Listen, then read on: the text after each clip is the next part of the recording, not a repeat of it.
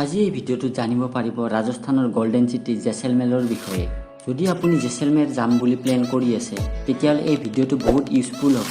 এই ভিডিঅ'টোত আজি জানিব পাৰিব জেচলমেৰ কেনেকৈ যাব, জেচলমেৰত চাব লগা প্লেচবোৰ কি আছে, তাত গৈ ক'ত থাকিব, সকলোখিনি ইনফৰমেশ্যন পাব। গতিকে ভিডিঅ'টো স্কিপ নকৰি সম্পূৰ্ণ চাব। ফাৰ্ষ্ট জানি লওঁ জেচলমেৰ আহিব কেনেকৈ। আপুনি ট্ৰেইনেৰে আহিব বিচাৰিলে ডাইৰেক্ট জেচলমেৰলৈ ট্ৰেইন পাই যাব। সকলো দূৰৰ স্থানৰ পৰা জেচলমেৰলৈ ডাইৰেক্ট ট্ৰেইনৰ কানেক্টিভিটি আছে। ইয়াৰ নেক্সট আপুনি এয়াৰেৰে আহিব বিচাৰিলে ডাইৰেক্ট জেচলমেৰ এয়াৰপৰ্টলৈ আহিব পাৰিব। তাৰ নেক্সট আপুনি যদি বাছেৰে আহিব বিচাৰে তেন্তে জেচলমেৰৰ ওচৰৰ সকলো ঠাইৰ পৰা বাছ এভেইলেবল থাকে।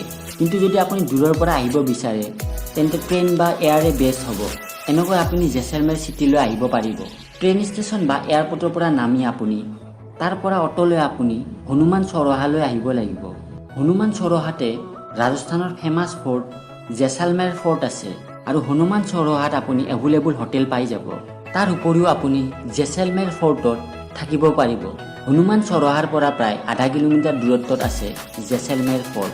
এই ফৰ্টৰ ভিতৰতে খোৱা থকা সকলো ব্যৱস্থা আছে, গতিকে মন গ'লে ইয়াতেও ষ্টে কৰিব পাৰিব।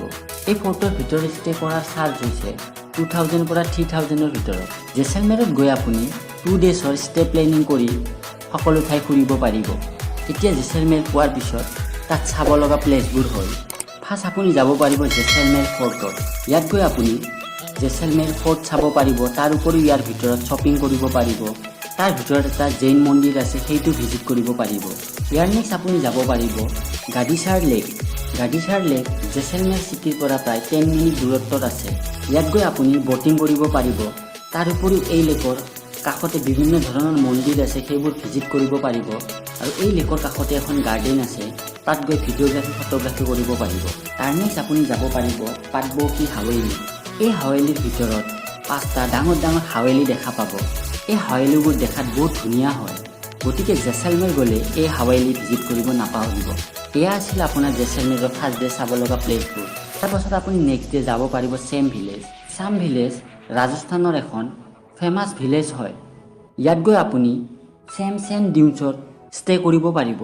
ইয়াত গৈ আপুনি ডেজাৰ্টত হাট বা কেম্প পাব, য'ত আপুনি থাকিব পাৰিব। চাম ভিলেজ জেচালমেৰৰ পৰা প্ৰায় 40 কিলোমিটাৰ দূৰত্বত আছে। এই ডেজাৰ্ট হাউচৰ একদিনৰ প্ৰায় ক্ৰছ 3000 পৰা 4000 হয়। ইয়াৰ কেম্পত ষ্টে চাৰ্জ বেছি হ'লেও ইয়াত বহুত কিছু বস্তু ইনক্লুড থাকে। এই 3000 চাৰ্জৰ ভিতৰত আপুনি ব্ৰেকফাষ্ট ডিনাৰ সকলোখিনি ফ্ৰী পাব। তাৰ উপৰিও সেই ডেজাৰ্টত কেমেল চাফাৰী ইনক্লুড থাকে। ইয়াত আপুনি ইভিনিং টাইমত কেমেল চাফাৰী কৰিব পাৰিব। তাৰ উপৰিও কিছুমান কেম্পৰ চাৰ্জৰ ভিতৰতে থাৰ চাফাৰীও ফ্ৰী থাকে, গতিকে আপুনি ষ্টে কৰাৰ আগত সম্পূৰ্ণ কথাখিনি সুধি ল'ব।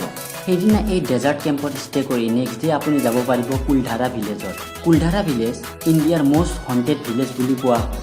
এই ভিলেজত গৈ আপুনি 200 বছৰ আগৰ ভঙা চিঙা ঘৰবোৰ দেখা পাব। ভিলেজ ইমান ধুনীয়া হয়, ইয়াত ৰাতি কোনো যোৱা এলাও নাই। এই ভিলেজ ভিজিট কৰাৰ পিছত আপুনি জেচালমেৰলৈ ঘূৰি আহিব পাৰে। তাৰপাছত আপুনি নিজৰ ঠাইলৈ ৰিটাৰ্ণ হ'ব পাৰিব। আজিলৈ কেৱল এইখিনিয়ে।